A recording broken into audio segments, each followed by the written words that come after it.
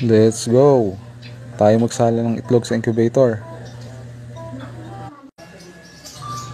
First, lagyan natin ng date mark kung kailan natin isinalang. Ito na rin yung magiging guide natin pag nagte-turn tayo ng itlog.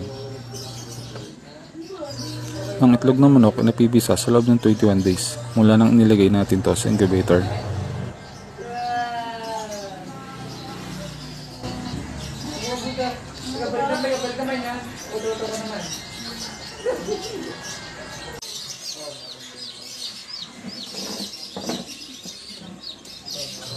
Pagkalagay natin ng itlog sa incubator, kailangan natin itong ikutin ng 2 to 3 times a day sa loob ng 17 to 18 days. At yung natitira 4 or 3 days, ito ang preparation ng sisiw para makapwesto kung saan siya magbubutas.